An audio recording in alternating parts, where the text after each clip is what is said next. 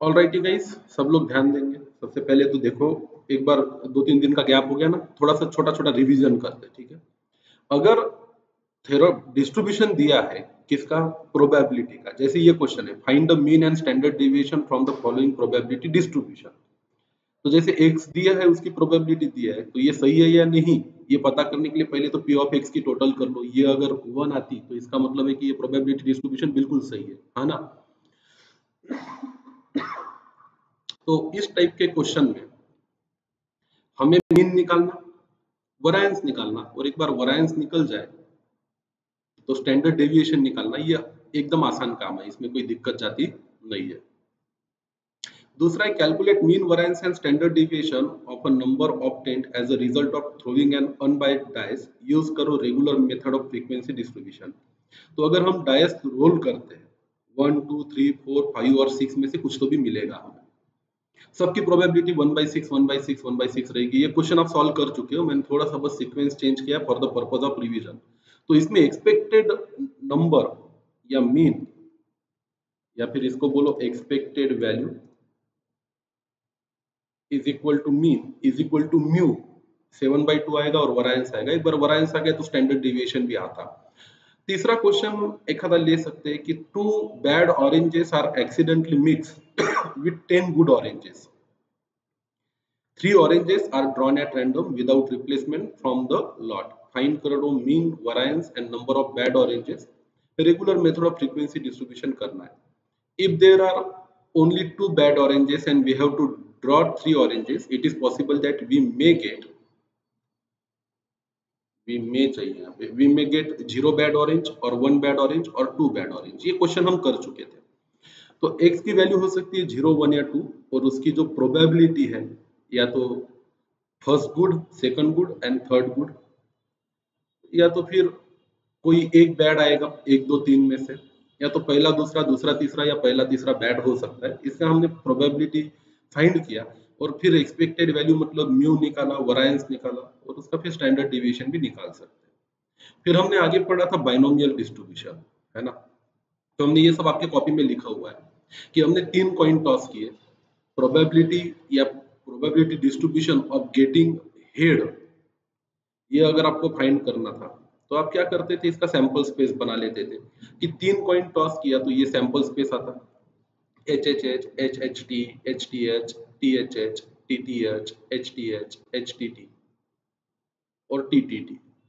और इसमें से अगर आपको हेड्स चाहिए तो क्या पॉसिबिलिटी है, 3 कॉइन टॉस किए तो या तो 0 हेड आएगा, या तो 1 आएगा, या तो 2 आएगा, या तो 3 आएगा। फिर हमने ये समझा कि हमें बाइनोमियल डिस्ट्रीब्यूशन क्या पढ़ना है या क्यों पढ़ना है। तो हमने ये देखा कि भाई 2 और 3 कॉइन टॉस किए तो दिक्कत नहीं आएगी सैंपल स्पेस बना के क्वेश्चन को सॉल्व करने की। पर अगर 10 कॉइन है, 5 कॉइन है, ऐसे टॉस करने होते हैं तो फिर थोड़ा सा प्रॉब्लम आ सकता है, क्योंकि हमारा सैंपल स्पेस बन नहीं सकता। फिर हमने पढ़ा formula to fit the probability distribution using the method of binomial distribution, और इसका फार्मूला है NCX P raise to power X Q raise to power N minus X, जहां पे N होता है total number of trials, P मतलब probability of success in a single trial, Q होता है probability of not getting a success in single trial, और हम ये बोल सकते हैं Q is equal to 1 minus P, और X मतलब नंबर ऑफ पॉसिबल आउटकम। यहां कहीं लिखा नहीं होगा तो लिख लो, note there are only 2 parameters required to fit a binomial distribution।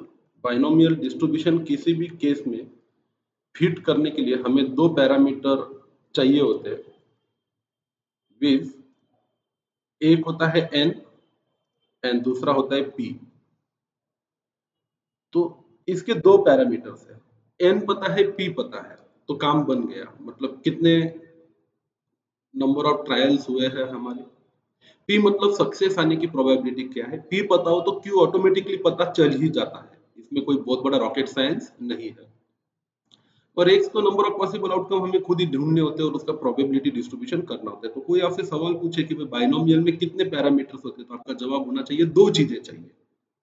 फिर एक क्वेश्चन दिया है if 3 coins are toss find the probability of getting head using कौन सा model, binomial model. 3 coin toss किए तो total number of trials, number of coin toss 3 है। P मतलब प्रोबेबिलिटी ऑफ सक्सेस मतलब गेटिंग हेड है इन सिंगल एक्सपेरिमेंट, तो ये 1/2 आता है तो क्यू भी 1/2 आएगा। अगर अपने को प्रोबेबिलिटी ऑफ गेटिंग हेड चाहिए तो हमें ये पता चलना करना पड़ेगा कि एक्स की वैल्यू क्या क्या हो सकती है, और हम बोलेंगे कि भाई 3 कॉइन टॉस किए, या तो 0 हेड आएंगे और 1 हेड आएगा और 2 हेड आएंगे और 3 हेड्स आएंगे। फिर हमने एक टेबल भी बनाया था, एक्स मतलब गेटिंग हेड 0, 1, 2 या 3, और उसके प्रोबेबिलिटी डिस्ट्रीब्यूशन में हमने वैल्यूज डाली थी। हमें वही सेम प्रोबेबिलिटी डिस्ट्रीब्यूशन मिला जो सैंपल स्पेस बना के मिलता है, 1/8, 3/8, 3/8 और 1/8, है ना। फिर हेडिंग देंगे, अभी आप लोग कॉपी खोलो अब अपनी, और हेडिंग दीजिए बाइनोमियल फ्रीक्वेंसी डिस्ट्रीब्यूशन। ये अलग चीज, एक होता है बाइनोमियल प्रोबेबिलिटी डिस्ट्रीब्यूशन, एक होता है बाइनोमियल फ्रीक्वेंसी डिस्ट्रीब्यूशन।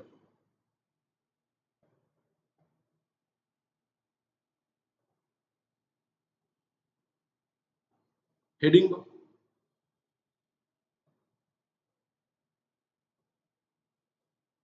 एक होता है बाइनोमियल प्रोबेबिलिटी डिस्ट्रीब्यूशन और दूसरा होता है बाइनोमियल फ्रीक्वेंसी डिस्ट्रीब्यूशन। तो लिखा सब लोगों ने, हेडिंग दिया क्या कॉपी में?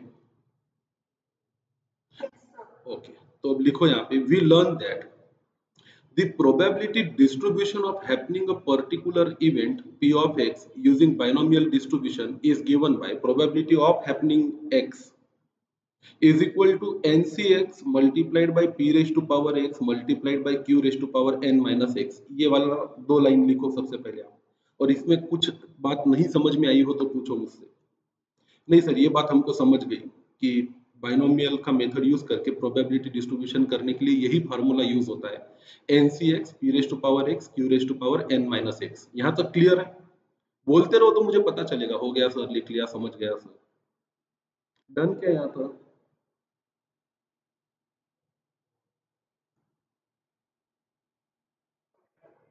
चलो ठीक है। और ये समझ समझ में आया कि ये लाइन में आपने क्या लिखा था?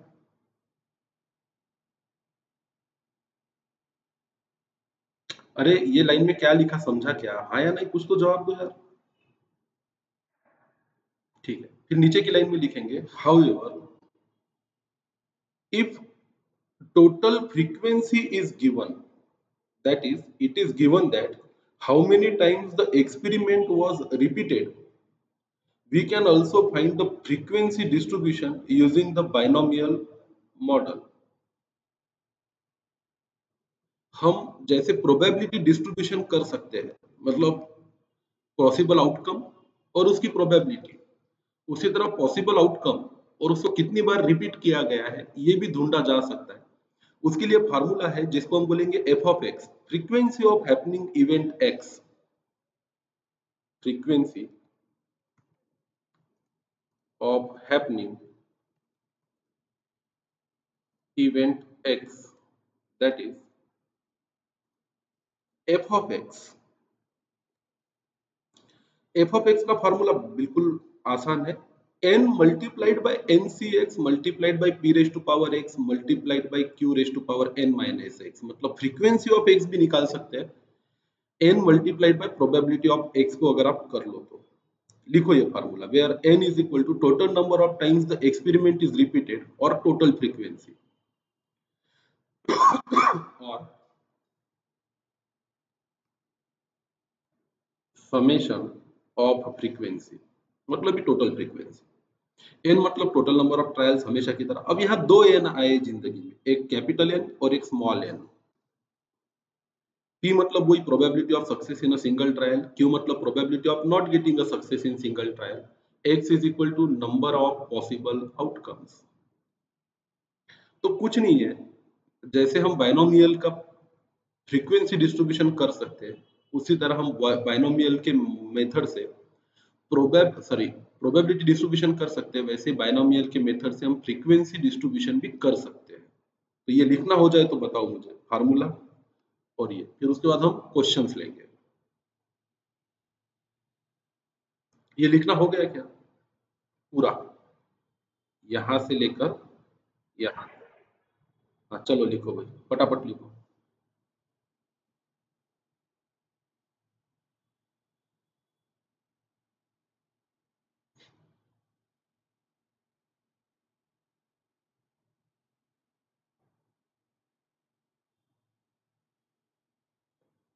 जल्दी से जवाब दो, लिखना हुआ कि नहीं हुआ, फटाफट लिखो यार।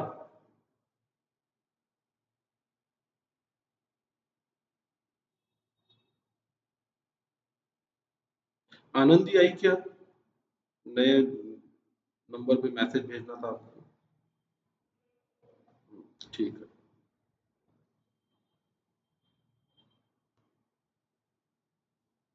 तो कितने दिनों तक ये नए नंबर पे भेजना है तुम्हें?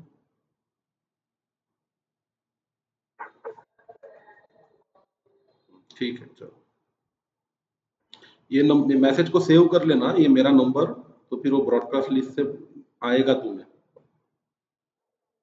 नहीं तो मैसेज नहीं मिलेगा।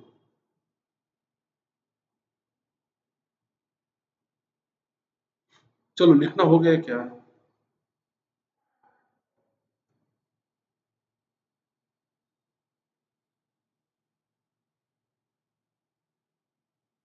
देखो एग्जाम्पल देखेंगे, लिखेंगे सब लोग एग्जाम्पल।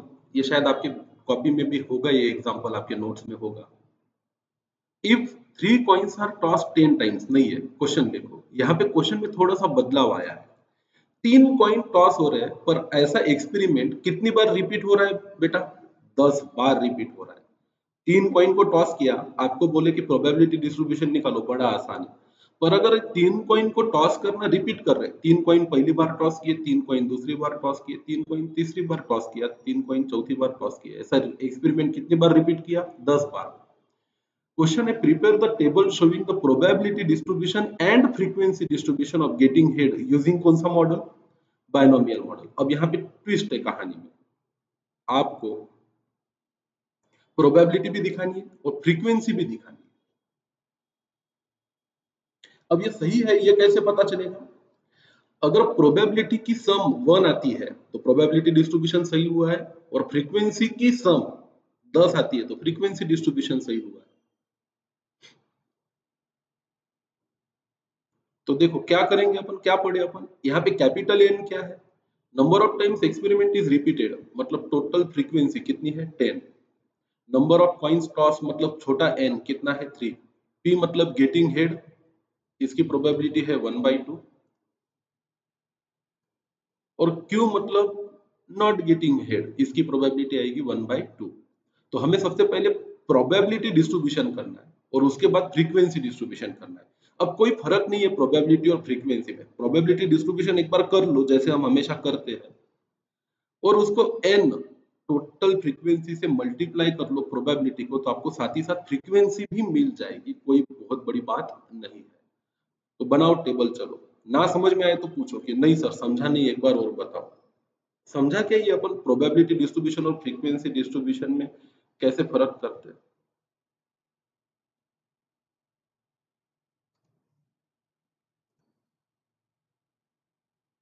अरे समझा क्या ये टॉपिक क्या है? What is the difference between the probability distribution and frequency distribution?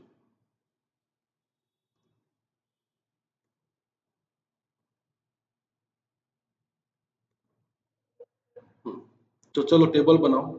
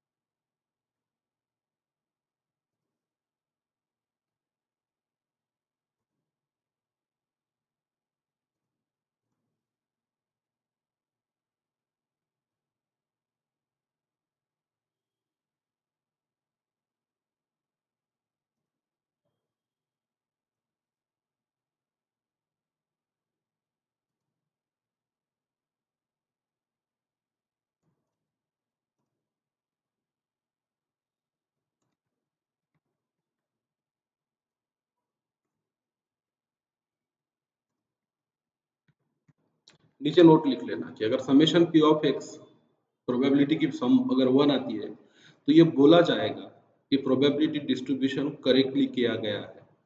और अगर समेशन एफ 10 आता है तो कैपिटल एन के बराबर है, तो हम ये मानेंगे कि फ्रीक्वेंसी डिस्ट्रीब्यूशन भी करेक्टली किया गया है। तो क्वेश्चन एग्जाम में दो तरीके से पूछा जा सकता है, बाइनोमियल का मॉडल यूज करके प्रोबेबिलिटी निकालो या बाइनोमियल का मॉडल यूज करके फ्रीक्वेंसी निकालो।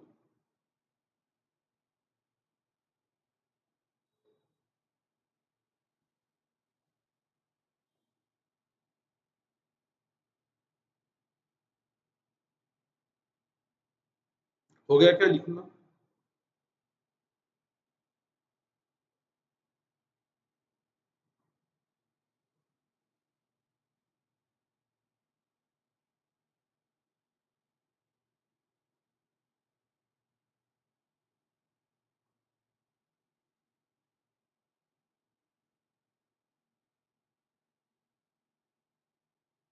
भाई हो गया क्या लिखना?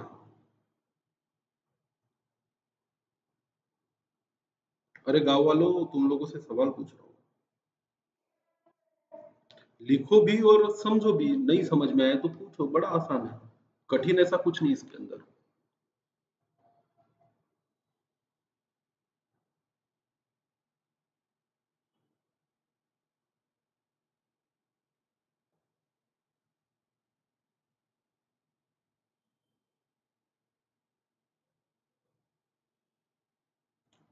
So next question is 10 coins are tossed 100 times।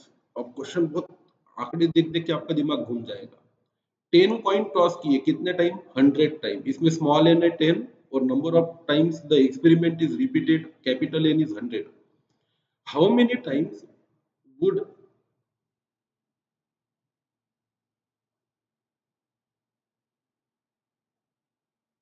You expect चाहिए यहाँ पे,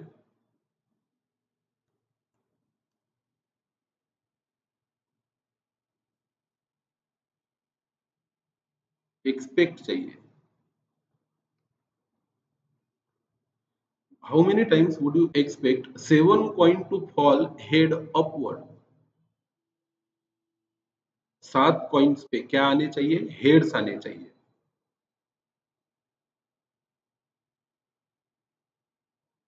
ये क्वेश्चन है।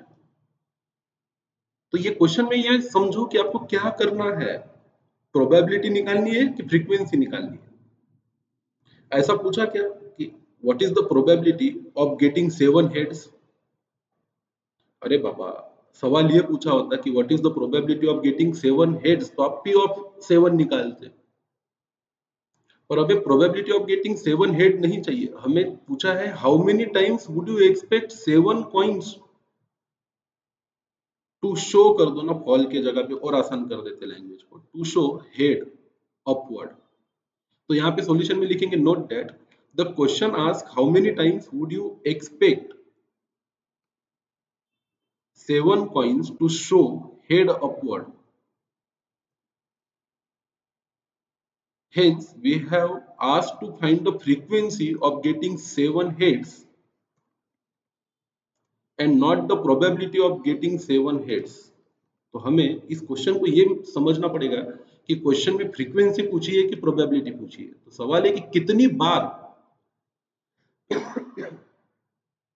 ऐसा होगा कि ऊपर 7 हेड दिखेंगे आपको। 10 कॉइन टॉस किए, अगर इसका प्रोबेबिलिटी डिस्ट्रीब्यूशन करना होता तो आप बोलते सर 0 हेड आ सकते हैं, 1 आ सकता है, 2 आ सकता है, 3 आ सकता है, 5 4 6 7 8 9 10 आ सकते हैं। ये हो गई इसकी प्रोबेबिलिटी डिस्ट्रीब्यूशन। पर हमें ये नहीं पूछा कि what is the probability of getting 7 heads, हमें ये पूछा है कि हाउ मेनी टाइम्स आप एक्सपेक्ट करते हो, आपको उम्मीद है कि 7 हेड्स आएंगे। तो मतलब इसमें फ्रीक्वेंसी ऑफ गेटिंग 7 हेड्स निकालना है and not the probability of getting 7 heads. Are you getting my point guys? Hello, ये माइक ऑन, तुम लोगों का कैमरा ऑन करवा दूंगा मैं अगर जवाब नहीं दोगे तो। मैंने सवाल पूछा कि क्या क्वेश्चन है, ये समझ में आया क्या? हाँ, तो इसको सॉल्व करने के लिए सबसे पहले तो प्रोबेबिलिटी ऑफ गेटिंग 7 हेड ही निकालना पड़ेगा और फिर उसको 100 से मल्टीप्लाई करना पड़ेगा। तो n है 100, स्मॉल एन है 10 कॉइन्स आर टॉस मतलब 10, पी मतलब प्रोबेबिलिटी ऑफ गेटिंग सक्सेस है, head in a single throw of a dice जो आएगा 1/2, तो क्यू भी आएगा 1/2, x is equal to 7 coins getting head. तो हमें पता है प्रोबेबिलिटी ऑफ एक्स का formula nC x p raise to power x q raise to power n minus x, और हमें पी ऑफ एक्स का फार्मूला पता है, हमें एफ ऑफ एक्स का भी फार्मूला पता है जो कि है N multiplied by P of X. Value डाल दो, F of X is equal to 100 multiplied by 10c7 multiplied by 1/2 raise to power 7 multiplied by 1/2 raise to power 10 minus 7। तो हमें मिलेगी फ्रीक्वेंसी ऑफ गेटिंग 7 हेड। इसको solve करो, 100 मतलब 100, 10c7 की value आती है 120, 1/2 रेस टू पावर 7 का आंसर आता है 1/128, और 1/2 रेस टू पावर 3 का आंसर आता है 1/8, जो कि आएगा 12,000 डिवाइडेड बाय 1024, मतलब कि 375/12। फ्रैक्शन में आता है 11.7, पर फ्रीक्वेंसी कभी फ्रैक्शन में नहीं रह सकती, प्रोबेबिलिटी फ्रैक्शन में हो सकती है। और कितनी बार हेड अप होंगे, 7 हेड अप होंगे, तो ऐसा 12 बार हो सकता है कि 7 हेड हमें ऊपर दिखे।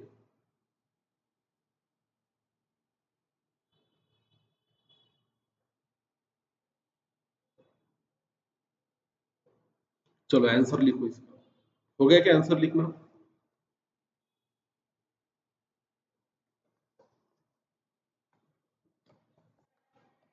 करो फिर जल्दी लिखो।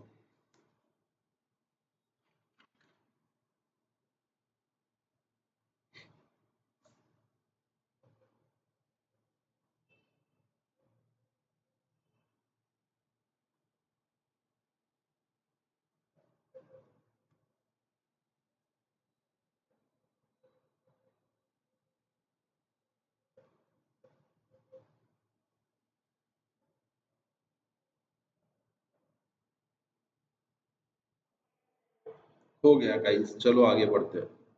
आपके नोट्स के हिसाब से क्वेश्चन नंबर 15 पे आएंगे आप लोग। आपकी जो नोट्स है उसमें ये अगला क्वेश्चन जो है वो क्वेश्चन नंबर 15 पे मिलेगा आपको।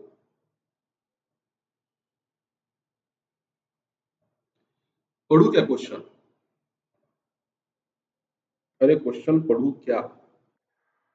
देखो, there are 64 beds in a garden and 3 seeds of a particular type of flower are sown in each bed. अब यहाँ बेड का मतलब होता है वो ऐसा कोई गुलदस्ता या ऐसा एक फ्लावर पॉट जिसमें हम 3 टाइप के फूलों के बीज लगाते हैं। अब ये गुलाब के फूल लगा रहे हैं और 64 कुंडिया है। बेड का मतलब कुंडी मान लो यहाँ पे। हर कुंडी में कितने बीज डाले हमने? 3 सीड्स डाले गुलाब के फूल के, बराबर है। The probability that a flower being a white is 1/4। अब अगर कुंडियों में बीज डालेंगे तो वो गुलाबी फ्लावर हो सकता है, रोज हो सकता है, व्हाइट रोज हो सकता है, रेड रोज हो सकता है, पिंक रोज हो सकता है, येलो रोज हो सकता है, कोई भी कलर का वो रोज हो सकता है। तो probability of getting a white is 1/4, 25% chances है कि उसमें से जो फूल निकलेगा, पेड़ पौधा निकलेगा, वो व्हाइट कलर का एक फ्लावर होगा। Find the number of beds with 3, 2, 1 and 0 white flowers. ऐसी find the number of beds मतलब कुंडियों के नंबर निकालने हैं आपको, कि ऐसी कितनी कुंडियां हो सकती है जिसमें तीनों के तीनों व्हाइट फ्लावर हो, दो व्हाइट फ्लावर हो, एक व्हाइट फ्लावर हो, या 0 व्हाइट फ्लावर हो। क्वेश्चन समझ में आया क्या? क्या है? 64 कुंडियों में बीज डालने हैं।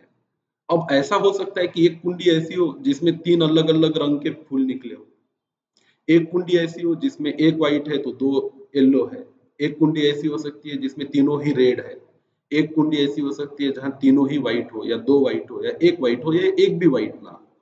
तो यहाँ प्रोबेबिलिटी निकालनी है आपको, पी ऑफ 3, पी ऑफ 2 और पी ऑफ 1 और पी ऑफ 0 निकालना है, कि F of 3, F of 2, F of 1 और एफ ऑफ 0 निकालना है। हाँ शाबाश। Number of beds, number of beds मतलब नंबर ऑफ कुंडियां निकालना है। तो चलो लिखते हैं। पहले तो हमारे पास जो जो चीजें मौजूद है वो लिख लेते हैं। हमारे पास n है, छोटा n है, p है और q भी है। तो लिखेंगे हम सबसे पहले n इज इक्वल टू बड़ा कैपिटल N इज 64, छोटा n 3 है, 3 सीड्स डाल रहे हैं, इसलिए प्रोबेबिलिटी ऑफ गेटिंग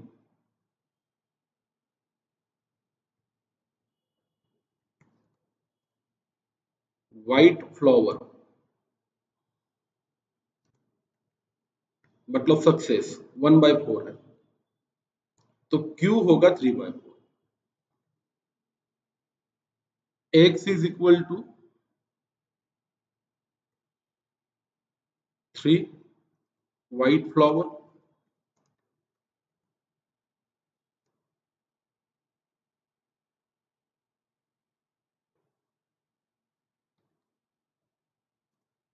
और 2 व्हाइट फ्लावर्स और 1 व्हाइट फ्लावर और 0 व्हाइट फ्लावर। वी नो, क्या पता है अपने को? एफ ऑफ एक्स का फॉर्मूला पता है,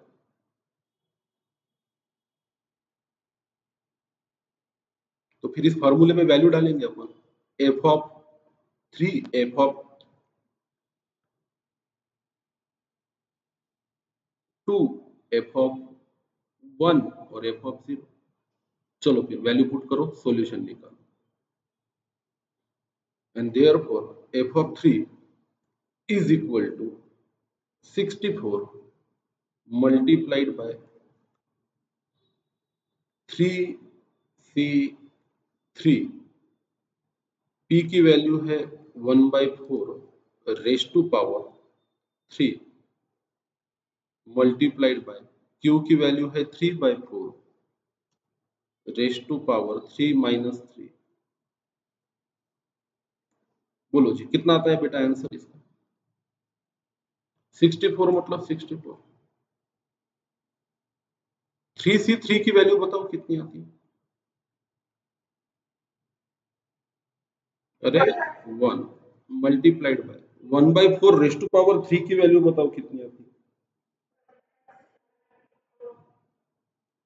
1/64 और 3/4 रेज टू पावर 0 की वैल्यू बताओ कितनी आती है? अरे किसी का भी पावर 0 तो आंसर कितना आता है? 1।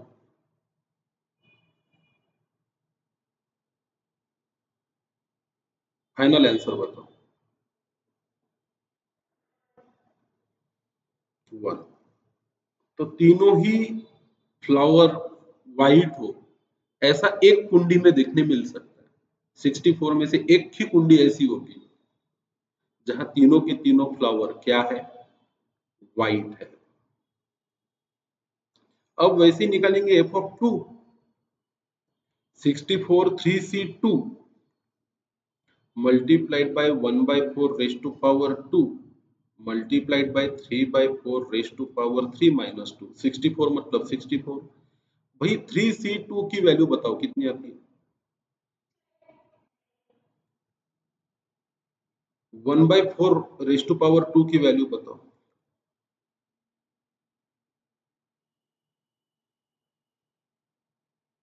अबे 1/4 रेज टू पावर 2 की वैल्यू नहीं पता तुम लोगों को? वो तो मैंने लिख दिया। 3/4 रेज टू पावर 1 का आंसर बताओ जी। फाइनल आंसर बताओ।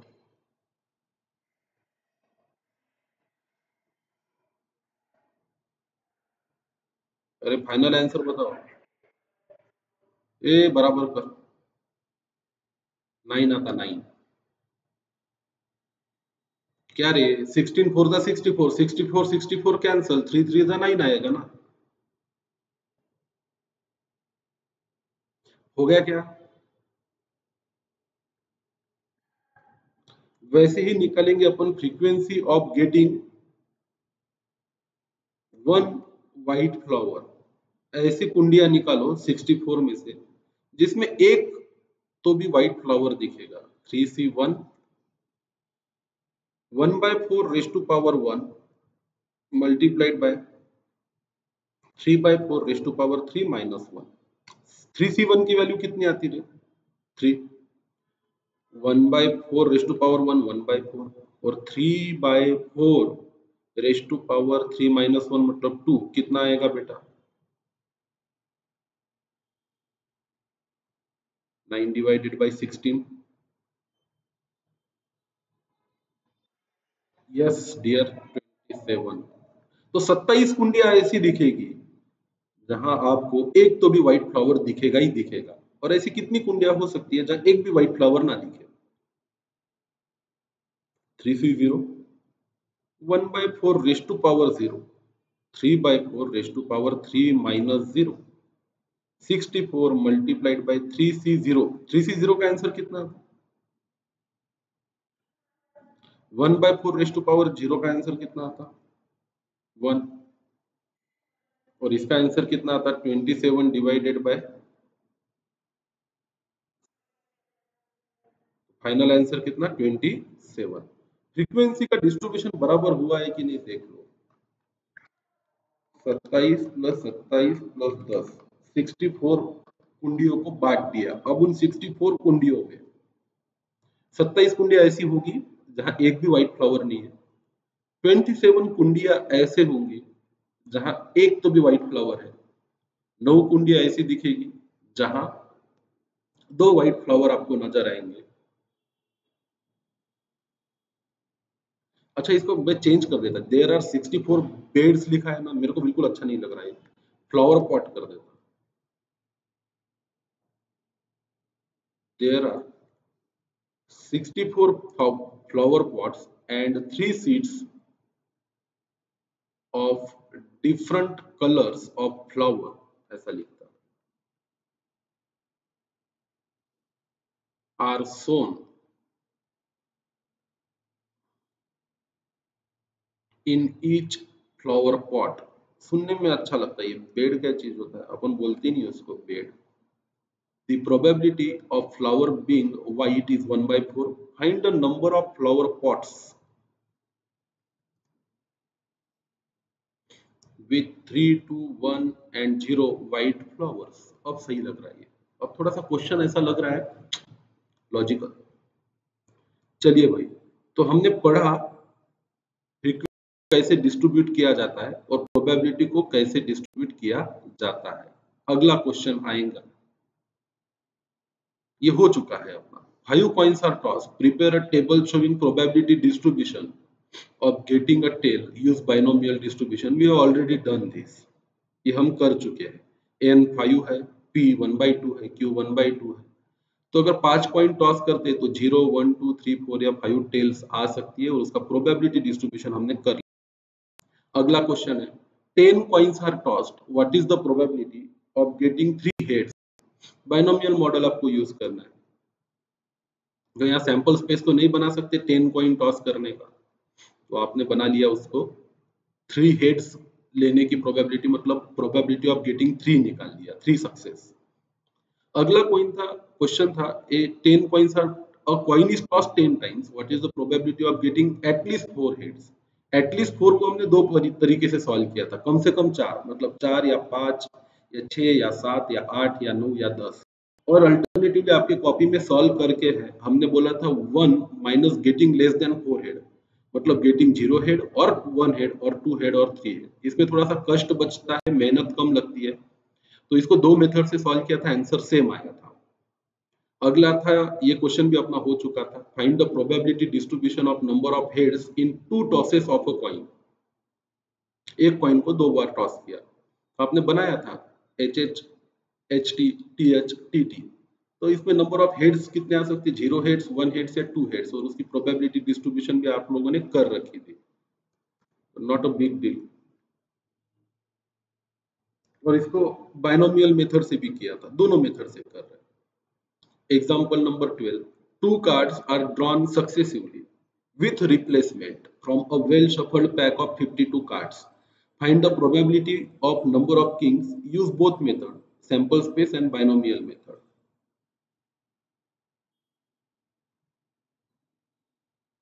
तो फिर हमने इसका बनाया था सैंपल स्पेस, 2 कार्ड ड्रॉ किए विथ रिप्लेसमेंट, तो उसमें 0 किंग हो सकता है, 1 किंग हो सकता है या 2 किंग हो सकता है। मतलब 0 किंग में भी लिखा था अपन ने first is king not king and second is not king, first king second not king और first not king second king, या first is king and second is king. ये क्वेश्चन भी आपकी कॉपी में करके रखा है आप लोगों ने।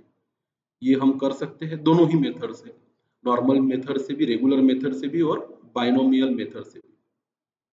अगला क्वेश्चन था क्वेश्चन नंबर 13, जो कहता है कि find the probability distribution of number of sixes in 3 tosses of a dice. एक डायस को 3 बार टॉस किया या 3 डायस को 1 बार टॉस किया, एक ही बात है। रेगुलर मेथड और बाइनोमियल मेथड आपको यूज करनी है। 6 आ कैसे सकते हैं, या तो 0 6 आएंगे, या तो 1 6 आएंगे, या तो 2 6 आएंगे, या तीनों ही 6 आएंगे। इसका हमने सैंपल स्पेस भी बनाया, मतलब सैंपल स्पेस नहीं बनाया, उसका पूरा प्रोबेबिलिटी डिस्ट्रीब्यूशन किया और उसका आंसर निकाला, और बाइनोमियल मेथड से सेम आंसर आया। तो मतलब हम ये सीख रहे हैं कि बाइनोमियल मेथड सही मेथड। फिर हमने पढ़ा था मोड कैसे निकालते हैं बाइनोमियल डिस्ट्रीब्यूशन का। तो हमारे पास 2 पैरामीटर होते हैं in binomial distribution, if 2 parameters, n पता है और p पता है, तो कुछ भी निकाल सकते हैं बाइनोमियल में। बस 2 चीजें पता होनी चाहिए, n पता होना चाहिए, p पता होना चाहिए। मोड का फार्मूला है lower and upper side round of n+1 multiplied by p। तो अगर इसमें फ्रैक्शन में आता है तो इसके 2 मोड होते हैं। जैसे आंसर अगर 20.5 आया तो इसके 2 मोड होंगे, 20 और 21। और एक क्वेश्चन था, जैसे ये भी आपने कर रखा था, n अगर 89 है और p है 1/3, तो आप मोड निकाल सकते हो। मोड निकालने का फार्मूला पता है। और अगर ये इंटीजर है, कंप्लीट नंबर है, 30 आ गया, तो इसके 2 मोड नहीं होते, एक ही मोड होता है, क्योंकि राउंड ऑफ करने की जरूरत पड़ती नहीं है। फिर अगला क्वेश्चन है, find the most probable number of times that one will appear if die is tossed 50 times या 53 times। यूज करना है बाइनोमियल मेथड। और यही क्वेश्चन पे अपना लास्ट लेक्चर रुका था। कोई नंबर बताएगा कि आपके नोट्स के हिसाब से which number of question is this?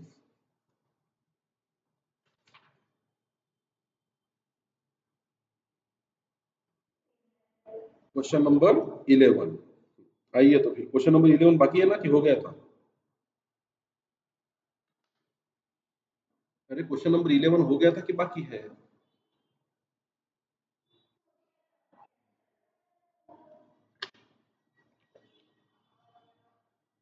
बराबर। Most probable number of times मतलब कितनी ज्यादा बार आ सकता है, कितनी बार आ सकता है, मतलब अपने को मोड निकालना था। तो 50 बार टॉस किया और 53 बार टॉस किया। ठीक है, फिर ये क्वेश्चन हो चुका था, तो आगे बढ़ते हैं। फिर हमने पढ़ा था मीन वैरिएंस और standard deviation using binomial model. खत्म हो गया बाइनोमियल, इसमें अब कुछ ज्यादा बचा नहीं है। नई मेथड को आज ही स्टार्ट करेंगे हम। मीन का फार्मूला क्या है बाइनोमियल मॉडल का? एनपी। वैरिएंस का फार्मूला क्या है? एनपीक्यू। और स्टैंडर्ड डेविएशन तो अंडर रूट वैरिएंस ही होता है जिंदगी में हमेशा। फिर एक क्वेश्चन अपन ने किया था, एन अर्न कंटेन्स 4 व्हाइट और 3 रेड बॉल। आपको प्रोबेबिलिटी डिस्ट्रीब्यूशन फाइंड करना था number of red balls in 3 draws with replacement from the urn. Also उसका मीन एंड वैरिएंस भी फाइंड करना था, दोनों ही मेथड से। तो हमने रेगुलर मेथड से भी किया कि अगर आपको रेड बॉल ही चाहिए तो 0 रेड बॉल आ सकता है, 1 रेड बॉल आ सकता है, 2 आ सकते हैं, 3 आ सकते हैं। तो ये था x और ये थी उसकी प्रोबेबिलिटी ऑफ x। फिर हमने मीन फाइंड किया रेगुलर मेथड से, x multiplied by probability of x, इसकी सम करी। वैरिएंस फाइंड किया, probability of x multiplied bye x square minus mean का स्क्वायर, ये फार्मूला यूज किया था। तो यही क्वेश्चन हमने बाइनोमियल मेथड से भी सॉल्व किया था। n 3 है, p है, q है, x की वैल्यू 0 1 2 3 है। तो हमने p of 0, p of 1, p of 2, p of 3 निकाला था, और डायरेक्ट फार्मूले से भी मीन निकाला था और वैरिएंस भी निकाला था, जो बिल्कुल सेम आता। इसका मतलब है कि बाइनोमियल का फ्रीक्वेंसी डिस्ट्रीब्यूशन भी सही होता, बाइनोमियल की मेथड से प्रोबेबिलिटी डिस्ट्रीब्यूशन भी सही होता, और बाइनोमियल की मेथड से आप मीन, वैरिएंस और स्टैंडर्ड डेविएशन भी शॉर्टकट से निकाल सकते हो किसी भी टाइप के प्रोबेबिलिटी डिस्ट्रीब्यूशन के क्वेश्चन। यहाँ तक हमने चीजों को समझा था, पढ़ा था। आगे आते हैं।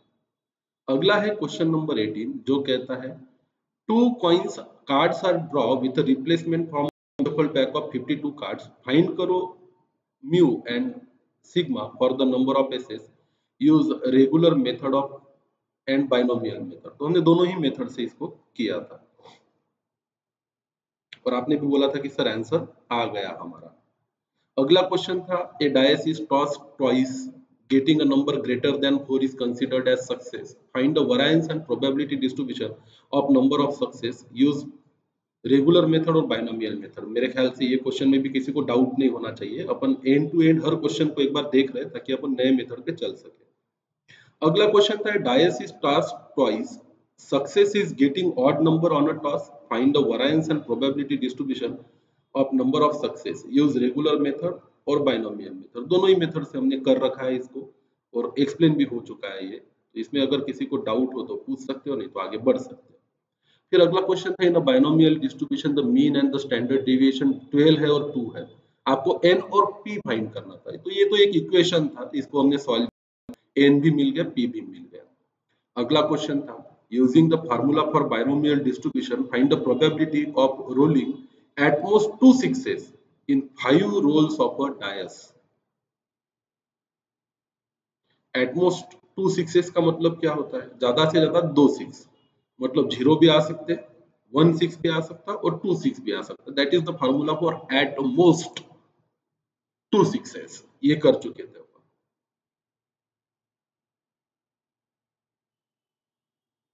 ये अगला question I am not sure कि आपका हुआ है या नहीं। As a result of certain experiment the data obtain was, fit करना है binomial probability distribution of above data.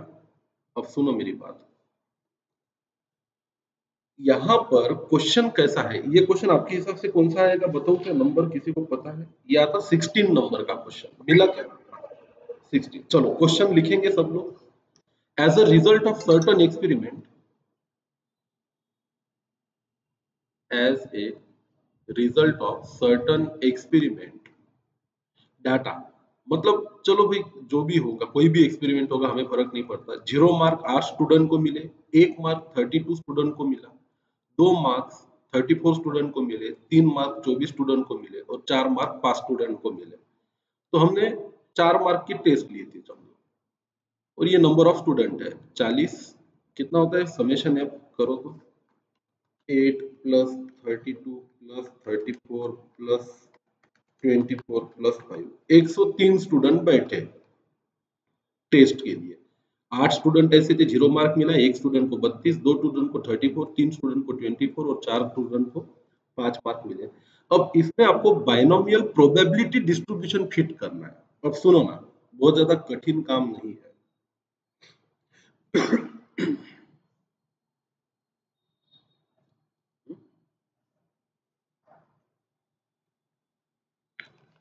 अगर प्रोबेबिलिटी डिस्ट्रीब्यूशन से फ्रीक्वेंसी निकाल सकते हो तो फ्रीक्वेंसी डिस्ट्रीब्यूशन से प्रोबेबिलिटी नहीं निकाल सकते क्या?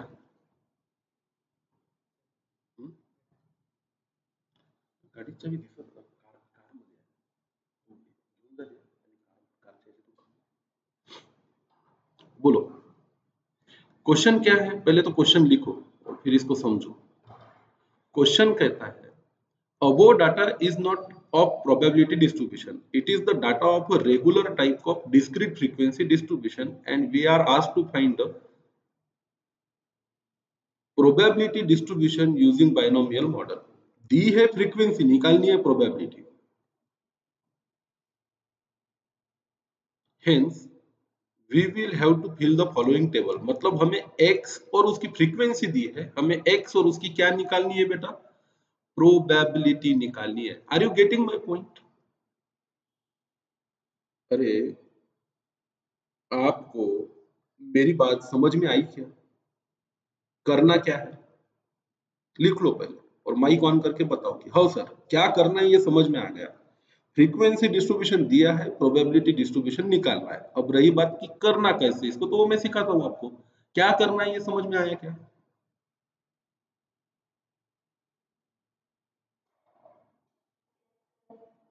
हम्म, चलो एनी गेसेस? कि सर मेरे को थोड़ा सा दिमाग चल रहा है कि इसको कैसे सॉल्व करते, कोई बताने की कोशिश करना चाहेगा क्या? कैसे पॉसिबल है प्रोबेबिलिटी से फ्रीक्वेंसी, फ्रीक्वेंसी से प्रोबेबिलिटी फाइंड करना एनी केसेस? हाँ, ये तो हमको आता है सर। देखो, एक्स दे दो, एफ दे दो, कोई बहुत बड़ी बात नहीं है। एक्स दे दो, उसकी फ्रीक्वेंसी दे दो, कोई बहुत बड़ी बात नहीं है। हाँ, उसकी प्रोबेबिलिटी कैसे निकालते हैं यार, समझ में नहीं आ रहा सर। प्रोबेबिलिटी निकालने के लिए तो एन चाहिए और पी चाहिए।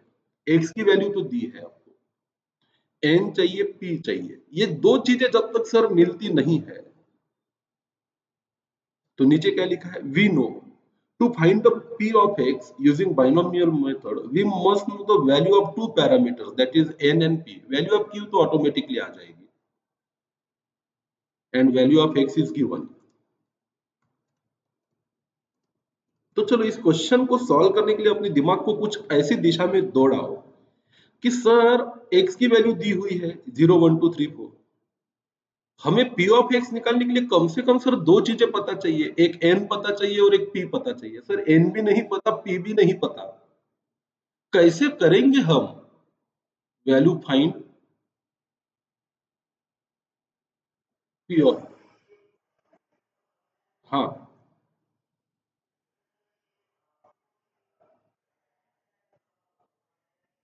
अच्छा,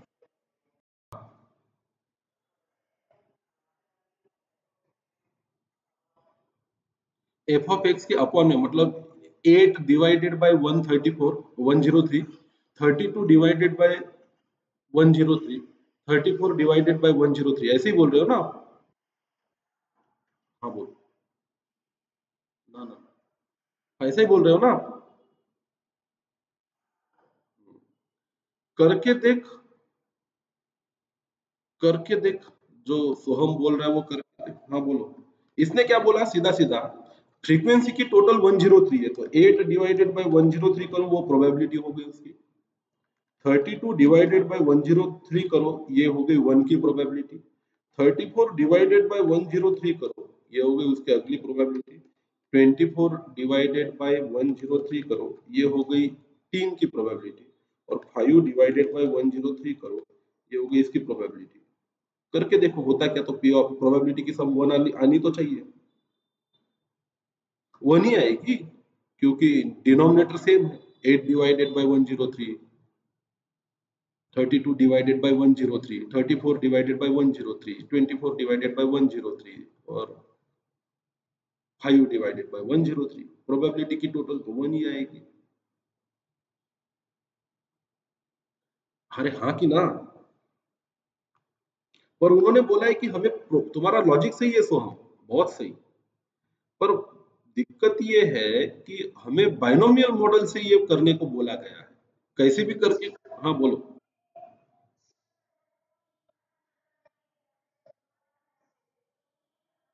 हाँ हाँ हाँ, पी मिल गया तो क्यों मिल जाएगा? बराबर, बिल्कुल बिल्कुल सही। अगर जबरदस्ती इसको बाइनोमियल से ही करना है, अगर इसको बाइनोमियल से ही करना है तो एन और पी की वैल्यू पता करनी पड़ेगी।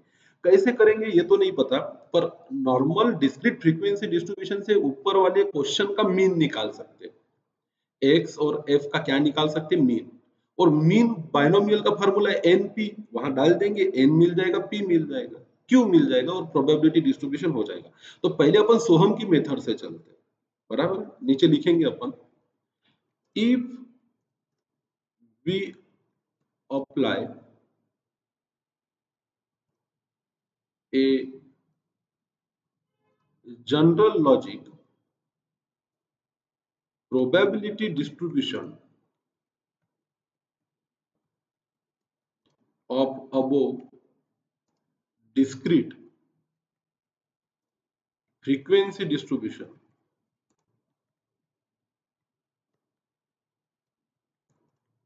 can be done as follows। पहले सोहम वाले मेथड से चलते हैं।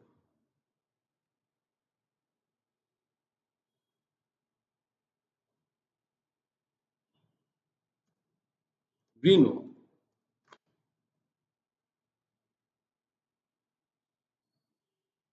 summation f is equal to 103। Summation f तो 103 पता है, and hence P of x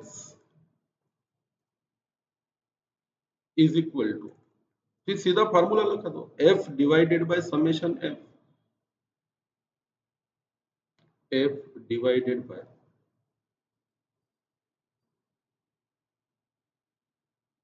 summation f। हो गया, प्रॉब्लम ही सॉल्व हो गया।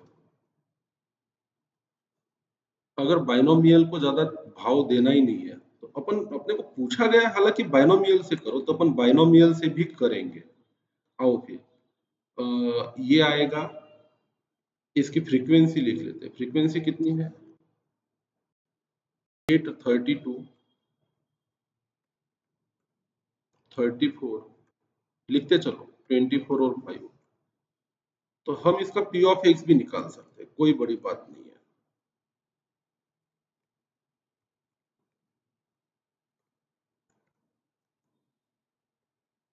Is equal to f divided by summation f।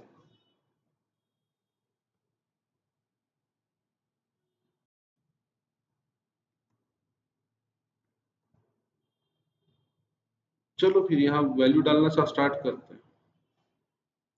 8 divided by 103 कितना आता है? पॉइंट में कुछ बता सको तो बता दो। 32 डिवाइडेड बाय 103, ये इसकी प्रोबेबिलिटी हो गया।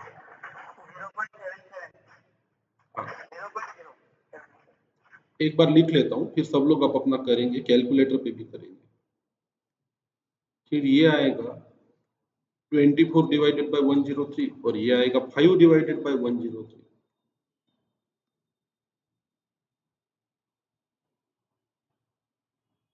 एक थोड़ा सा क्वेश्चन में अपन 100 कर लेके राउंड फिगर में आएगा आंसर।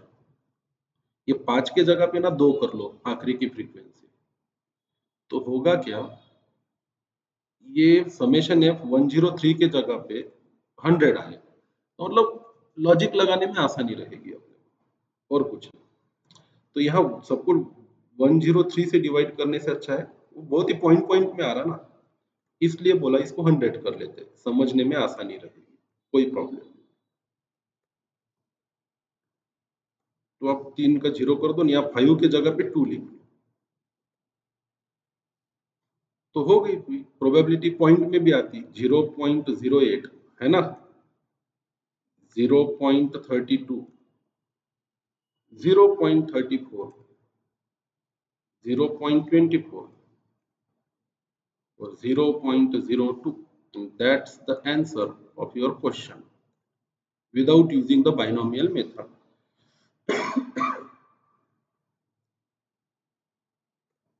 फिर नीचे अपन हेडिंग देंगे frequency distribution, sorry probability distribution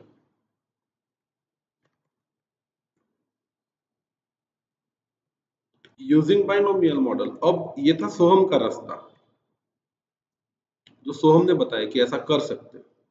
अब मानसी वाले रास्ते पे चलते हैं।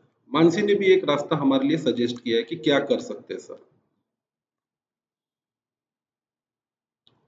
तो सोहम और मानसी अगर जवाब दे सकते हैं तो बाकी लोगों से भी जवाब आने चाहिए।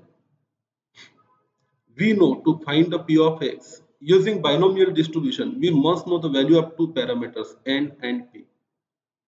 The value of q is automatically known if the value of p is known and the value of x is already given.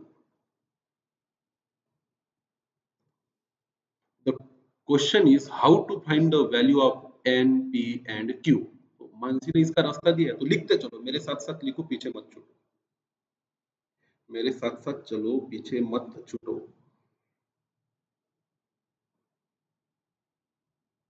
अच्छा, मानसी, मानसी ने क्या बोला ये सबको समझा कि सोम तेरे को समझा कि मानसी ने क्या बोला, बता तू।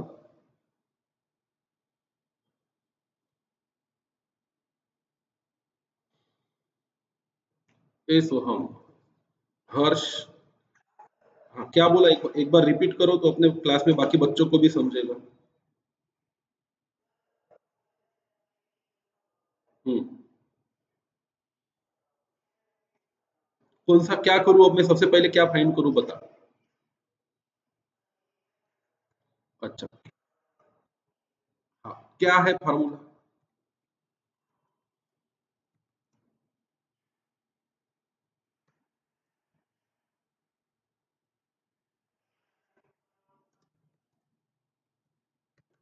बोलना।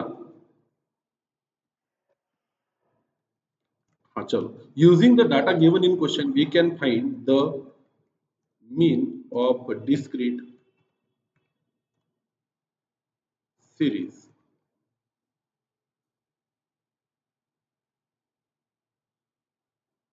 और फार्मूला है हमारा मीन इज इक्वल टू,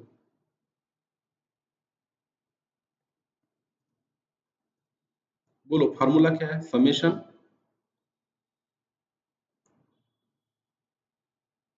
बोलो ना फार्मूला।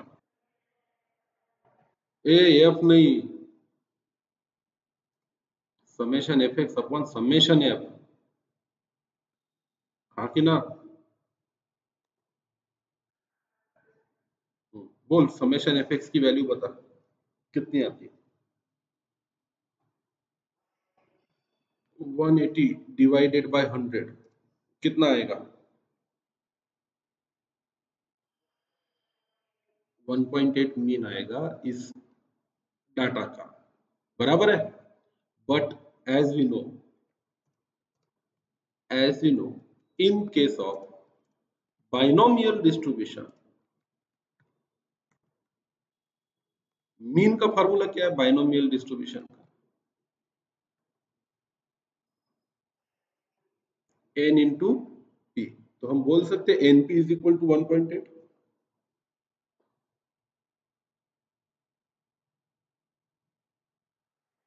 हम्म,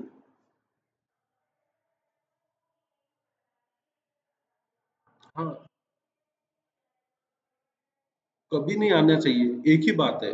अगर इसकी फ्रीक्वेंसी 8 है तो इसकी प्रोबेबिलिटी 0.08 है। फ्रीक्वेंसी 32 है तो प्रोबेबिलिटी 0.32 है। प्रोबेबिलिटी अगर 34 है तो फ्रीक्वेंसी 34 है तो प्रोबेबिलिटी 0.34 है। मीन ऐसे निकालो या वैसे निकालो, सादे फार्मूले से निकालो या बाइनोमियल के फार्मूले से निकालो, उससे फर्क पड़ेगा नहीं।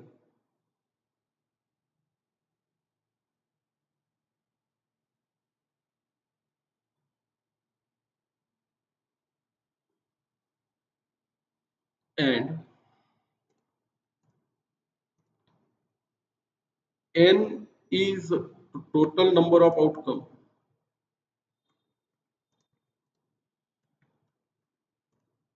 कितने टोटल नंबर ऑफ आउटकम है यहाँ पे? 4 है। 4 कहाँ से आए? 0 1 2 3 4।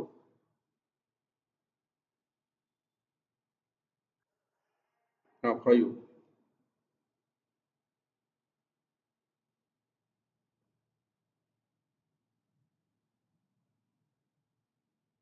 नहीं 4 ही आएगा, पूछो क्यों? अच्छा, अगर ये होता है कि 4 कॉइन्स आर टॉस्ड, क्वेश्चन अगर ये होता है कि 4 coins are tossed, what is the probability of getting head? तो आप बोलते 0 हेड आता, 1 हेड आता, 2 आता, 3 आता या 4 आता। तो अगर वहां पर 4 दिख रहा है, 0 1 2 3 4, तो इसका मतलब है कि टोटल नंबर ऑफ आउटकम 4 ही है। मतलब टोटल नंबर ऑफ, नहीं आउटकम नहीं, टोटल नंबर ऑफ ट्रायल्स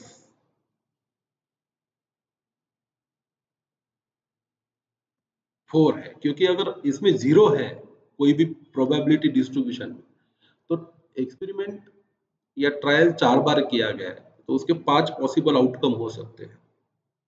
अब हम, बताओ ना मुझे, अगर मैं आपको ये क्वेश्चन देता कि 4 coins are tossed, what is the probability of getting head, तो आप हेड निकालते वक्त कितना, एक्स की कितनी वैल्यू रखते? 0 1 2 3 या 4? अब वहां पे आउटकम भले आपको 5 नजर आ रहे हैं, पर नंबर ऑफ कॉइन टॉस तो 4 ही होने चाहिए, वो कभी 5 नहीं हो सकते। Therefore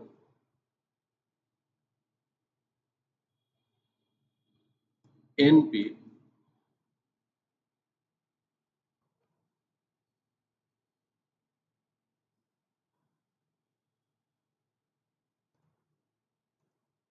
is equal to 1.8.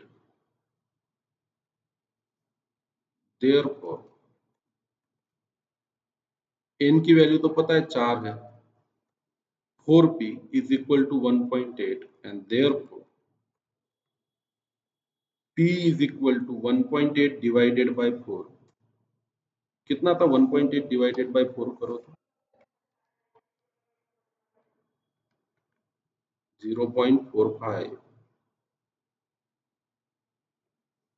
तो अगर p की वैल्यू 0.45 है तो q की वैल्यू पता चल सकती क्या?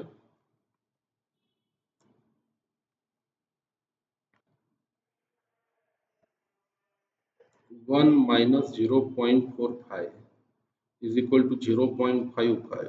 तो चलो अब तो सब पता चल गया, n पता है, p पता है और क्या पता है हमें, q भी पता है, x की वैल्यू पता है. अब करते हैं भाई साहब इसका कौन सा डिस्ट्रीब्यूशन, प्रोबेबिलिटी डिस्ट्रीब्यूशन. यूजिंग कौन सा मॉडल? ये क्वेश्चन एग्जाम में आना नहीं है, कुछ बताओ क्यों. 1 मार्क का मल्टीपल चॉइस क्वेश्चन है, उसमें ये क्वेश्चन आए पूछा जाएगा, इसकी संभावना काफी कम है, पूछ भी नहीं सकते. x और यहाँ इसका p of x, p of x का फॉर्मूला तो पता ही है अपने को, बाइनोमियल का. उठा के लेके आओ कहीं से तो भी.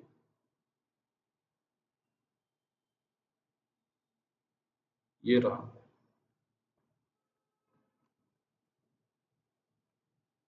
मतलब आप लिखो, मेरे को तो टाइप करना पड़ता तो मैं ढूंढ जाता पहले से बना हुआ फार्मूला. ये रहा p ऑफ x, x की वैल्यू डाल देते 0 1 2 3 4.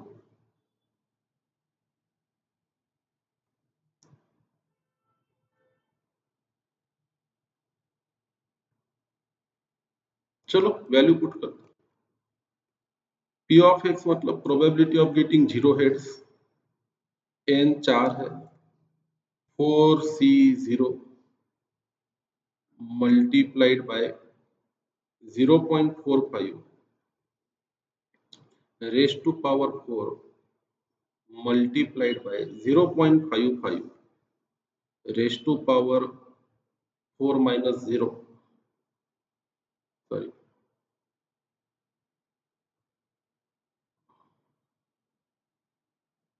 4 minus 4. कितना था?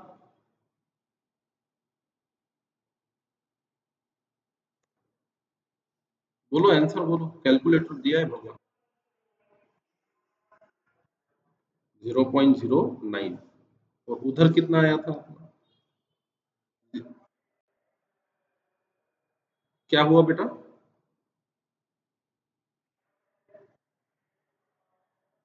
हम्म, अच्छा सॉरी माय मिस्टेक.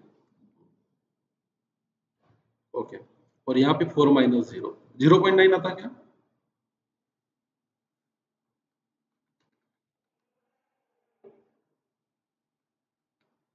0.09 आता है, ठीक है. चलो उसी तरह अपन p ऑफ 1 की वैल्यू निकालते हैं.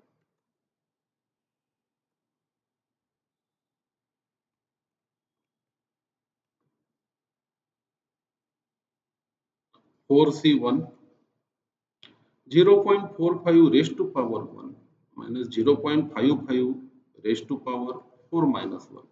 कैलकुलेटर पे कर सकते हो आप, 4c1 की वैल्यू तो 4 आती, तो 0.55 का पावर 3 कर दो, 0.55 into equal two multiplied by 0.45 multiplied by 4, 0.3 आएगा ये. नहीं रे, बराबर कर, 0.3 आता. हाँ कैलकुलेटर पे करो ना रे, कितना तो आसान है.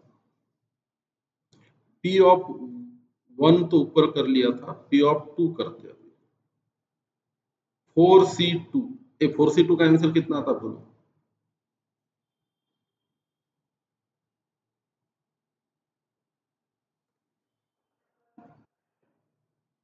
4c2 के आंसर कितनी आती है? हम्म,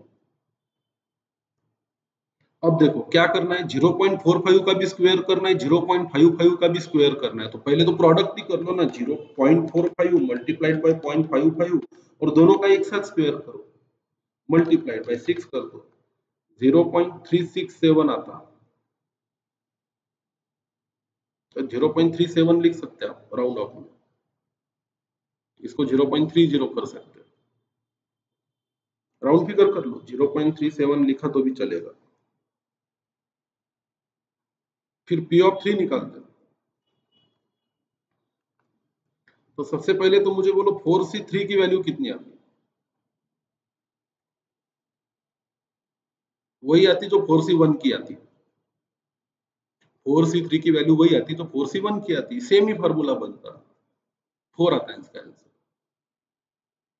0.45 रेस टू पावर 3 करना पड़ेगा और 0.55 रेस टू पावर 4 माइनस 3 मतलब 1।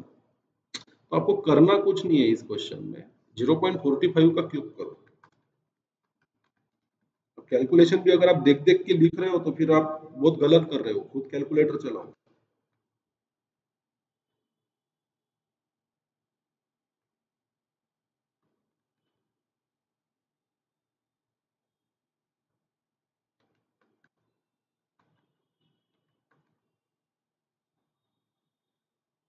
मेरा 0.20 आया। हाँ, तो 0.20 रखेंगे अपन इसे। और उसी तरह अच्छे बच्चों की तरह पी ऑफ 4 भी निकालो तुम।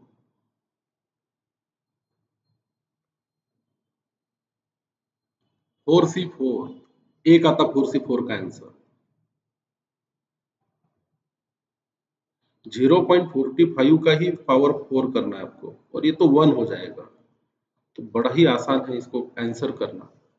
0.45 का पावर 4 करो, हो गया, दैट इज द आंसर। हाँ, 0.04। अब ये टोटल आ जाएगी क्या 1, एक बार देख लो, मतलब सही हुआ है। 0.09 प्लस 0.3 प्लस 0.37 प्लस 0.2 प्लस 0.04, जम गया काम। समेशन पी ऑफ एक्स 1 आया।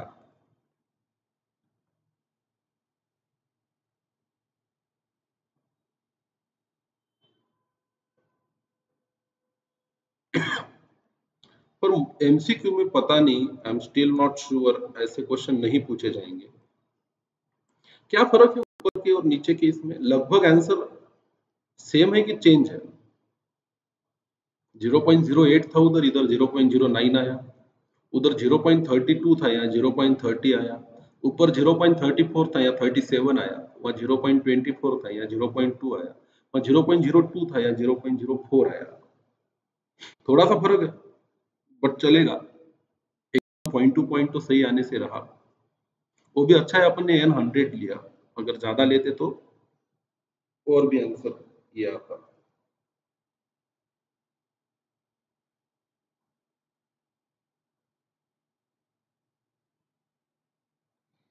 एक फार्मूला और भी देते वैसे ये लोग,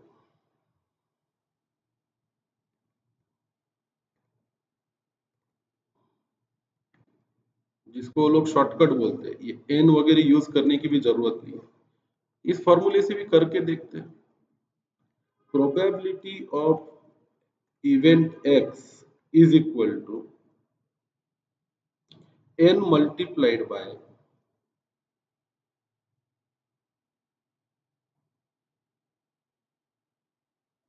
p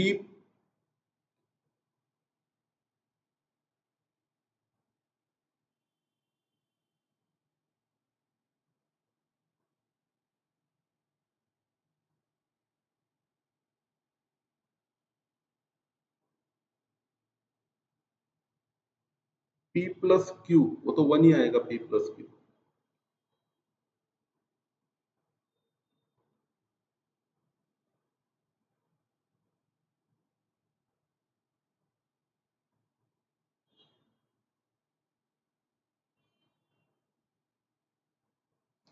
p raise to power n करके देखते हैं। p की वैल्यू कितनी थी अपनी, 0.45 थी ना, 0.45 मल्टीप्लाइड बाय 100।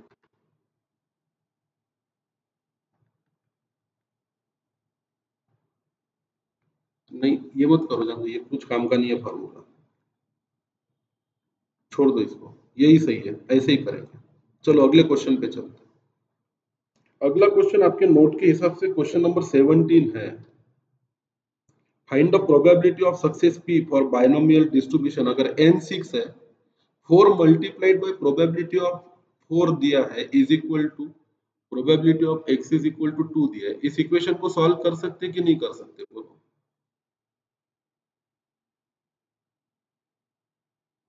अरे कर सकते कि नहीं कर सकते? करो ना फिर, फटाफट सॉल्व करो चलो। Last question of the day, लिखो we know in binomial distribution probability of happening x is equal to ये है, तो फिर हम वैल्यू पुट कर देते हैं यहाँ पे। अब probability of x is equal to 4, n की वैल्यू पता है कितना है 6c4 multiplied by p raise to power x मतलब 4 मल्टीप्लाइड बाय क्यू नहीं रखना है यहाँ पे, 1 माइनस p रखना पड़ेगा।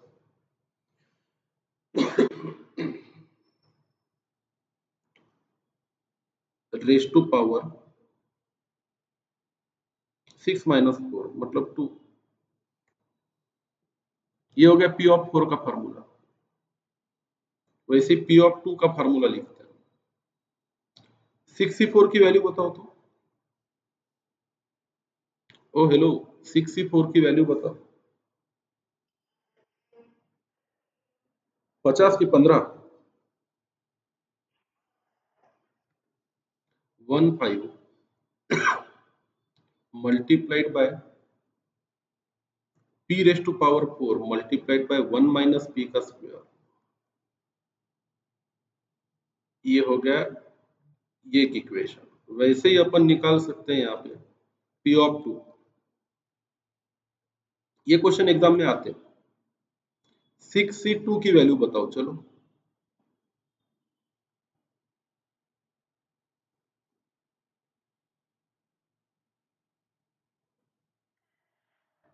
फिफ्टीन ही आती, बराबर है ना? एज पर गिवन कंडीशन रख दो। गिवन क्या गिवन है आपको?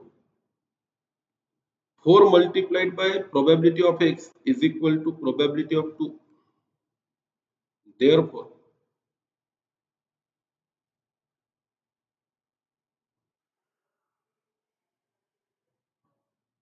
क्या बेटा?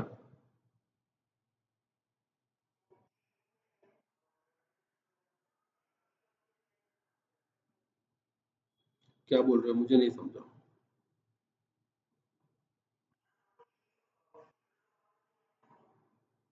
रेज टू पावर कितना आएगा? 6c2 है ना, p का पावर 2 और q का पावर 6 माइनस 2 मतलब 4। क्या गलत किया? अच्छा ये यहाँ पे,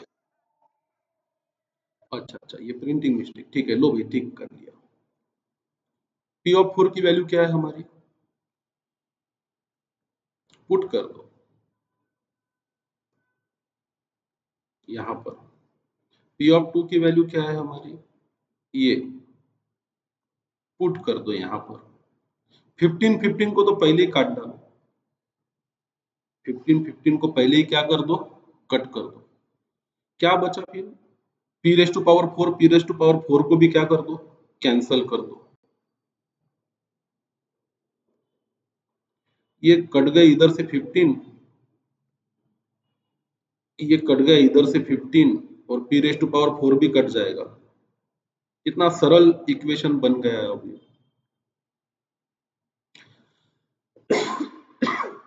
अब 1 माइनस p का स्क्वायर है और 1 minus p raise to power 4 है, ये उधर लेके जाओ तो डिवाइड में चला जाएगा।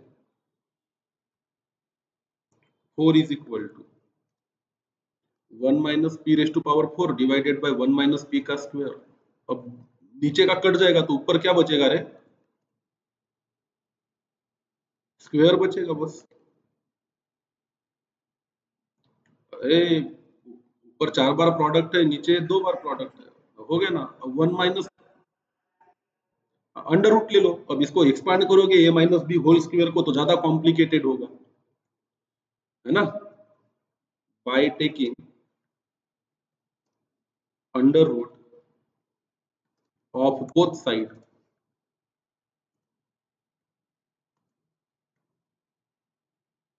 दोनों साइड का अंडर रूट लिया तो क्या मिलता हमें, 2 is equal to 1 minus p मिलेगा, है कि नहीं।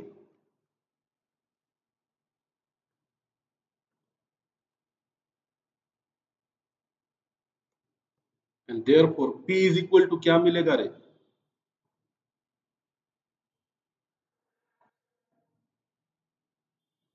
कुछ गलत हुआ क्या अपना।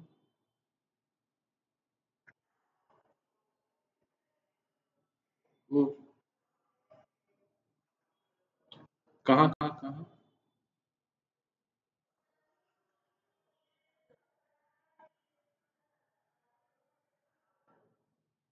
ओके ओके, वो पी कट गया था फिर अपना, है ना, यहीं से वही तो बोला, ऐसा तो आंसर नहीं आ सकता पी का, हो रही आता ना पी। अच्छा अच्छा, ये यहाँ पे पी का स्क्वायर चाहिए, तो यहाँ पे पी का स्क्वायर चाहिए। ओके ओके, तो ये पूरा ही डबल सॉल्व करना पड़ेगा, कोई नहीं, चलो ठीक। तो इधर पी का स्क्वायर है, इधर पी का 4 है, तो इधर पी का स्क्वायर रखते हैं, चलेगा ना। अब ठीक है।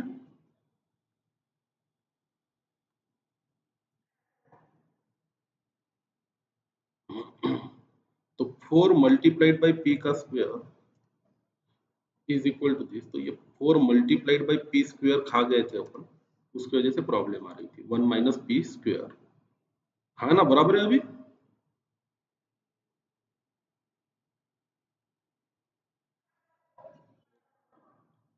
अब यहाँ ऐसा करना पड़ेगा, 4 is equal to 1 minus p square divided by p square. अब करना पड़ेगा taking under root of both the side, 1 minus p divided by P.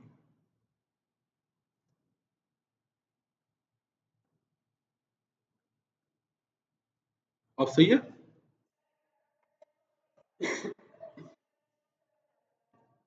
क्या एक्सपांड करेगी, 1 माइनस पी स्क्वायर को एक्सपांड करेगी तो प्लस माइनस में आएगा। अब आप बोलो 2p इज इक्वल टू,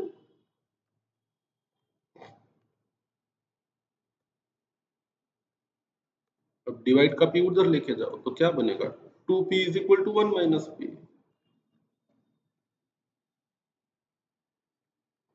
अब माइनस p उधर लेके जाओ तो क्या बन जाएगा, plus p। 2p plus p is equal to 1, 3p is equal to क्या आएगा, 1। तो p इज इक्वल टू कितना आएगा, 1/3, and that is a correct, और that is a correct answer. चलो आगे, हो गया। अगला होमवर्क हो सकता है क्या, देखो तो, यही निकालना था आपको, p की वैल्यू निकालनी थी 1/3। p निकालना था कि q निकालना था, p निकालना था। चलो, all right, next. The overall percentage of failure in certain examination is 30. लोग फेल होते हैं, इसकी probability 30% है। What is the probability that out of a group of 6 candidate at least 4 pass the examination? तो पास होने की probability, अगर fail होने की probability 0.3 है बेटा, तो पास होने की कितनी रहेगी बताओ।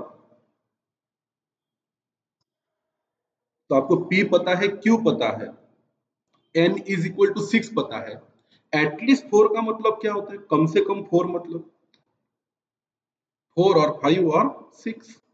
अरे हाँ कि ना, ओए, एटलीस्ट 4 मतलब क्या, 4 और 5 और 6। तो आप P ऑफ 4 निकालो, P ऑफ 5 निकालो, P ऑफ 6 निकालो, और उसका एडिशन करोगे कि मल्टीप्लिकेशन करोगे।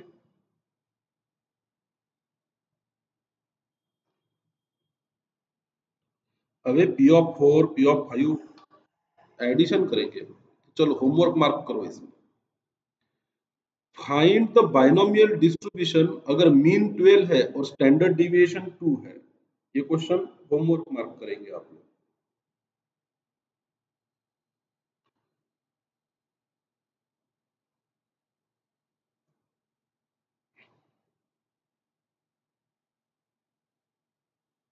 ओए, ये क्वेश्चन होमवर्क मार्क करोगे आप लोग?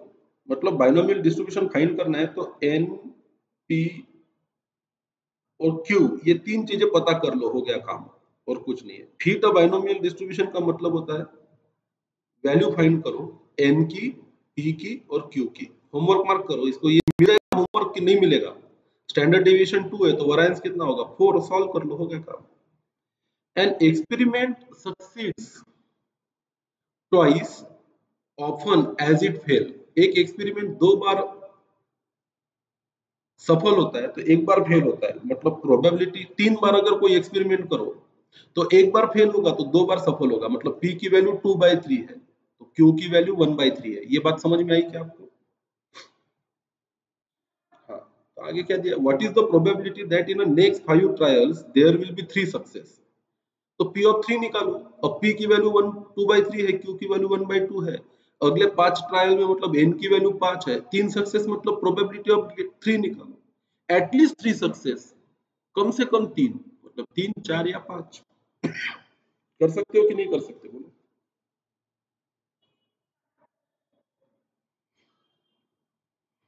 हम्म।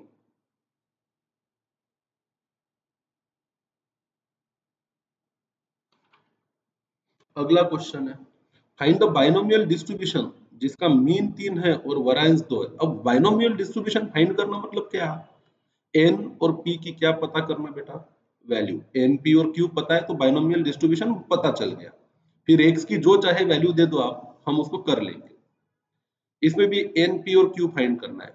फाइंड द बाइनोमियल डिस्ट्रीब्यूशन मतलब find the value of n, p और इसके पैरामीटर्स की वैल्यू पता करो बस।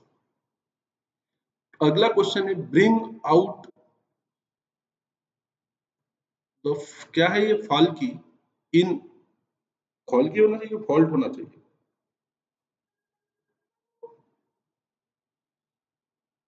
फॉल की मतलब कुछ गलत है क्या इसमें? देखो, the mean of a binomial distribution is 5 और उसका वरायंस है 9। ये स्टेटमेंट सही है या गलत है, ये पता करना है। कुछ नहीं है, बस इसमें आप दो चीजें पता कर लो, एन पता करो, पी पता करो, क्यू पता करो, पता चल जाएगा आपको कि ये सही है या गलत है।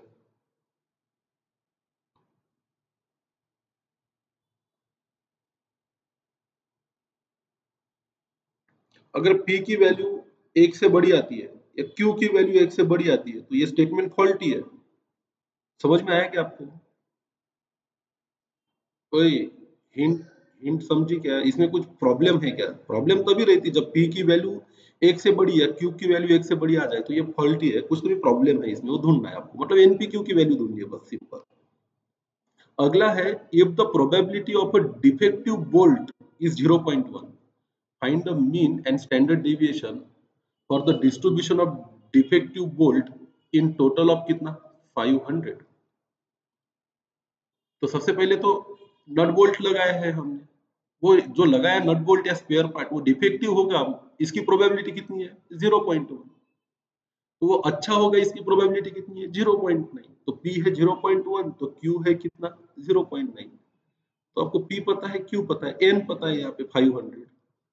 मीन निकालो, स्टैंडर्ड डिविएशन निकालो, कितना आसान फार्मूला है, एनपी फार्मूला है मीन का, एनपीक्यू फार्मूला है स्टैंडर्ड डिविएशन का। हमने डिफेक्टिव ढूंढने हैं तो डिफेक्टिव होना हमारे लिए सक्सेस है। अगर अच्छे ढूंढना होता सक्सेस तो P की वैल्यू 0.9 लेते और Q की 0.1 लेते। तो ये N है, ये P है। इतना आसान सवाल है, ये क्वेश्चन एग्जाम में आते हैं। दोनों का मल्टीप्लिकेशन करना है, हो गया, मीन मिल गया 50। अगला क्वेश्चन है 31, if 6 dice are thrown 729 time, 6 dice throw किए वो भी 729 बार। छोटा एन है 6, बड़ा एन है 729। How many times you expect that least 3 dice show a 5 और अ 6? फ्रीक्वेंसी निकालनी है आपको। क्या निकालनी है? फ्रीक्वेंसी निकालनी है, प्रोबेबिलिटी नहीं निकालनी। एन से मल्टीप्लाई कर देना प्रोबेबिलिटी निकाल के 5 और 6 की। What is the probability of getting 5 और 6? 2/6। What is the probability of not getting 5 or 6? 4/6। हो गया, P is equal to 2/6, Q is equal to 4/6। n is equal to 6। अब आपको n पता है, p पता है, कर लो फ्रीक्वेंसी डिस्ट्रीब्यूशन। अरे करोगी कि नहीं? अगला है 5 कॉइन्स आर टॉस 3200 बार। तो n है स्मॉल n 5, कैपिटल N है 3200। Find the frequencies of distribution of heads and tails and tabulate the result. Calculate the mean of success and standard deviation. Long question है पर कर लो, homework है। Table बना। Next question आपके note के हिसाब से क्वेश्चन नंबर 26 आता है। 8 coins are tossed simultaneously. Find the probability of getting at least 6 head. कम से कम 6, मतलब 6, 7 और 8। P of 6 निकालना है, P of 7 निकालना है, P of 8 निकालना है, सबकी एडिशन करनी है, हो जाएगा, बहुत आसान काम। अगला क्वेश्चन है, assuming half the population is consumer of a rice, so that the chance of an individual being a rice consumer is 1/2, and assuming that 100 investigation each take 10 individual to see whether they are a rice consumer, how many investigation would you expect to report that 3 people or less were consumers? देखो बड़ा आसान है। आधी population तो चावल खाती है हमारे देश में, तो मतलब probability of he is a rice consumer 1/2 है, तो पी की वैल्यू मिल गई, तो क्यू भी 1/2। छोटा एन 10 है, बड़ा एन कितना है? 100 है। छोटा एन 10 है और कैपिटल एन कितना है? 100। How many investigation would you expect to report 3 or less where rice consumers? तो करो, 3 और लेस का मतलब क्या होता है?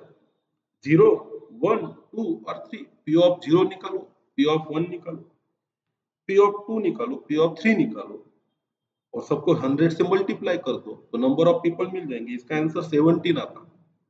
इसका आंसर आता 17, 17। 17 लोग ऐसे मिलेंगे